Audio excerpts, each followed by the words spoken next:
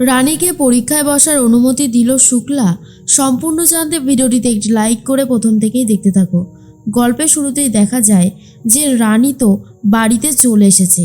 এরপর রানীকে ক্লিয়ারলি জানিয়ে দেয় শুক্লা, কোনোভাবেই এখন বাড়ির বাইরে যাওয়া চলবে না, আর এখন সব সময় মেয়ের কাছাকাছি থাকতে হবে, কিন্তু নাতনি আমার কাছেই থাকবে।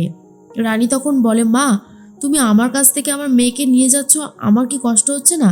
তখনই শুক্লা বলে, শোনো ছোট বৌমা, যেভাবে তুমি আমার নাতনিকে জন্ম দিয়েছো, জমে মানুষের টানাটানি চলছিল। আমার নাতনির যদি কিছু হতো না, আমি তোমাকে ছাড়তাম না, এই আমি বলে দিলাম। নেহাত তুমি আমার নাতনিকে সুস্থ করিয়ে বাড়িতে ফিরিয়ে এনেছো, তাই আমি তোমাকে আর বেশি কথা বলছি না। কিন্তু তুমি যদি এরকম করতে থাকো, তাহলে কিন্তু আমি তোমাকে ছাড়বো না। হ্যাঁ, আগেই তোমাকে জানিয়ে দিলাম। এর মধ্যেই বুঝতে পারছে না রানী কি বলবে আর কি বলবে না। তখনই দুর্জয় বলে, রানী চলো তুমি ফ্রেশ হয়ে নেবে, অনেকটা সময় দাঁড়িয়ে আছো। রানী তখন বলে, হ্যাঁ আমি এক্ষুনি যাব। এর মধ্যেই শুক্লা নাতনিকে পেয়ে একেবারে রানীকে ইনসাল্ট করতে থাকে সব সময়। রানীরও খুব কষ্ট হয়, যেটা দুর্জয় বুঝতে পারে। আর তখনই বিপাশা বলে, শুক্লা কি করছোটা কি? তুমি রানীকে এইভাবে কথা শোনাচ্ছ কেন বলো তো? সবসময় যদি তুমি রানীকে কথা শোনাও, তাহলে রানীরও তো অনেকটা খারাপ লাগে, তাই না? শুক্লা বলে, আমি কি ইচ্ছে করে শোনাচ্ছি দিদি ভাই? ও যা কাণ্ডটা করেছে, অনেক বড় একটা সর্বনাশ হয়ে যেত। এর মধ্যেই মেয়েটা বাচ্চাটা ভীষণ কান্নাকাটি করতে থাকে। আর তখনই দুর্জয় বলে, মা খুব কাঁদছে, তুমি রানীর কাছে দাও, দেখবে চুপ হয়ে যাবে। ও রানীর কাছেই সব থেকে ভালো থাকে। তখনই শুক্লা বলে, এই শোন, আমরাও না ছেলে মেয়ে মানুষ করেছি, বুঝতে পারলি? এরকমভাবে বাড়াবাড়ি করার কিছুই হয়নি। এরপর রানী বুঝতে পারে মেয়েটাকে একটু কোলে নিলে হয়তো চুপ করে যাবে, তবুও শুক্লা দিতে চায় না। কিন্তু সবাই মিলে বলায় তারপর দিতে চেয়েছে। আর তখন বিপাশা বলে, দেখলে তো শুক্লা, কি সুন্দর আমার নাতনিটা চুপ করে গেল, তুমিও না পারোও বটে। এরপর শুক্লা বলে, কি আর বলবো বলো, আমার নাতনি তো, এখন ওকে ভালোভাবে দেখে রাখতে হবে, আর সেই দায়িত্বটা আমিই নিলাম। তাও চুপ করে গেছে, এবার ওকে নিয়ে গিয়ে আমার ঘরে শুয়ে দিই, এই বলেই নিয়ে চলে যায়। অন্যদিকে রানী চলে গেছে ঘরে।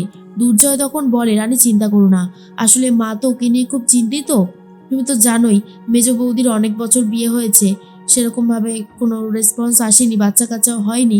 তাই জন্যই মা আমাদের মেয়েকে পেয়ে একদম আহ্লাদে তোমাকে একটু কথা শুনিয়ে ফেলছে, তুমি কিন্তু এসব মাথাতে রেখো না। রানী তখন বলে, না দুর্জয়, আমি এসব নিয়ে ভাবছি না। আসলে আমার মাথাতে একটাই চিন্তা, যে আমার মেয়েটাকে যদি আমার কাছ থেকে মা দূরে নিয়ে চলে যায়। তখনই দুর্জয় বলে, আরে দূর, কেন দূরে নিয়ে যাবে? তোমার যখন ইচ্ছা তুমি অবশ্যই কোলে নেবে। একদিকে তো ভালোই হয়েছে, তোমার পড়াশোনার আর কোনো ক্ষতি হবার চান্সই নেই, তুমি পড়াশোনাটাতেও মন দিতে পারবে, বলো পারবে না? এর মধ্যেই দুর্জয় তখন রানীকে বোঝাতে থাকে। আর অন্যদিকে রানীর ফোন চলে এসেছে। ফোন করেছে শালিনী আর বলে, শোন না রানী, শুনলাম তোর নাকি মেয়ে হয়েছে, কংগ্রাচুলেশনস, আমরা কিন্তু খুব খুশি হয়েছি। রানী তখন বলে, ধন্যবাদ রে। এরপর শালিনী বলে, শোন না, সামনের সপ্তাহে 27 তারিখে একটা পরীক্ষা রয়েছে, যেটা খুবই ইম্পর্টেন্ট। তুই এই পরীক্ষাটা দিতে আসবি তো? সকাল 9টা থেকে শুরু হবে। রানী তখন বলে, হ্যাঁ হ্যাঁ, ইম্পর্টেন্ট যখন, নাম্বার যখন যোগ হবে, যেতে তো আমাকে হবেই, আমি যাবই, যেভাবেই হোক না কেন। শালিনী বলে, দেখিস, আমি কিন্তু তোকে আগে থেকেই জানিয়ে দিলাম, ভুলে যাস না আবার। রানী তখন বলে, থ্যাংক ইউ রে, তুই যদি না জানাতিস আমি হয়তো জানতেই পারতাম না, অনেক ধন্যবাদ। আর তখনই শালিনী বলে, না না, ইটস ওকে, এটা তো আমার জানানো কর্তব্য, তাই না? তুই না আবার বান্ধবী হোস। এরপর ফোনটা তো কেটে দেয়। তখন অন্যদিকে দেখা যায় যে রানী সবার সামনে চলে গেছে, আর সবাই মিলে তখন নাম ঠিক করবে বলে ঠিক করেছে, লিস্ট করছে সবাই।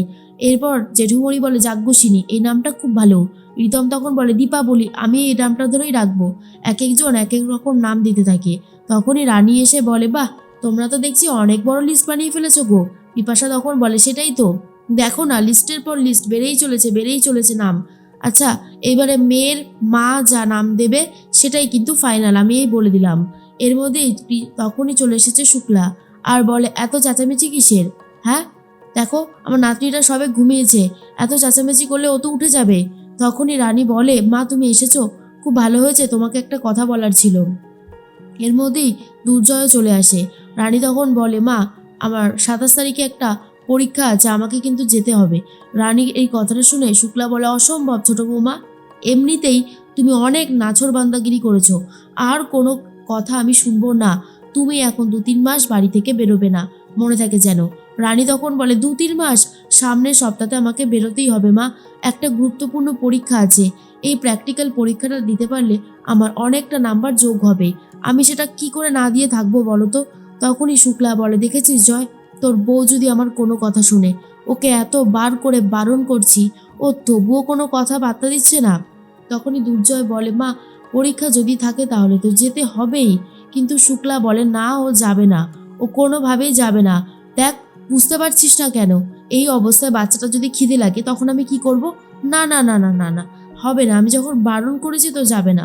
রানী তখন বলে মা তুমি আমার কথাটা একটু শোনো, তুমি প্লিজ আমাকে যাওয়ার অনুমতিটুকু দাও, আমি আমি ঠিক সময় চলে আসব। তখনই শুক্লা বলে 27 তারিখ আমার নাতনির নামকরণের অনুষ্ঠান হবে, আর তুমিই বলছো থাকবে না। রানী তখন বলে 27 তারিখ আমার মেয়ের নামকরণের অনুষ্ঠান, কি বলছো মা, আমি থাকবো না সেটা হতে পারে? আমি তো অবশ্যই থাকবো, পরীক্ষাটা হয়ে যাবে বেলা বেলা পর্যন্ত, তারপরেই আমি চলে আসবো, প্লিজ মা তুমি রাগ করো না। কিন্তু প্রথমে শুক্লা একদমই মানতে চায় না। বিপাশা তখন বলে রানী তুমি তো চেনো শুক্লাকে, এখন না বললেও পরে ঠিক মেনে নেবে, তুমি চিন্তা করো না এইসব ব্যাপারে। এর মধ্যেই রানী নিজের মেয়ের সাথে একটু খেলতে থাকে। তখনই দুর্জয় এসে বলে রানী কি করছে আমাদের মেয়ে? ওরে পুচকু তুই এখন খেলছিস, ঘুমাসনি?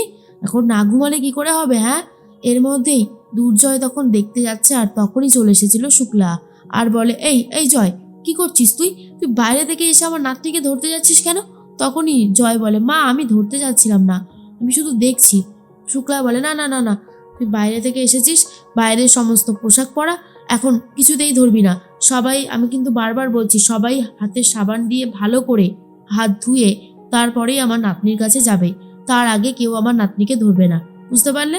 এর মধ্যেই তখনই নাতনিকে কোলে তুলে নেয় শুক্লা, আর তার মধ্যেই বলে মেজো বৌমা এসো, ধূপ ধুনো নিয়ে এসেছে, আর ভালো করে চারিদিকে ধোয়া দিতে থাকে। তখনই রানী বলে মা আমার মেয়ের এই ধোয়া, এই তারপরে ধুনুচির এই সমস্ত প্রবলেম আছে, তুমি কেন বুঝতে পারছো না? ধূপকাঠির গন্ধ, ধোয়ার গন্ধ নিতে পারবে না। তখনই শুক্লা বলে এই শোনো, ও কি পারবে ও কি পারবে না সেটা আমি খুব ভালো মতন জানি, এতগুলো বাচ্চাকে মানুষ করে ফেললাম, এখন এসেছে আমাকে শেখাতে। সত্যি বাবা পারোও বটে তুমি। এর মধ্যেই দুর্জয় বলে মা রানী একদম ঠিক কথা বলেছে, তুমি কেন বুঝতে পারছো না, ওর এখনো ওষুধ চলছে এসব ব্যাপারে। শুক্লা বলে এই শোন, বউয়ের কথা অত তাল মেলাস না, বুঝেছিস? এসো মেজো বৌমা তুমি চলে এসো, এই বলেই চলে যায়। তখনই দুর্জয় বলে তুমি চিন্তা করো না, আসলে মা তো সত্যি অনেক, আমাদের ভাই বোনদের সবাইকেই মা মানুষ করেছে, মায়ের কনফিডেন্স লেভেল অনেক ওপরে। রানী তখন বলে কিন্তু দুর্জয় তোমরা তো কেউ এসব প্রবলেমে ভোগ করনি, আমার মেয়ে করছে সেই জন্যই বারণ করছিলাম।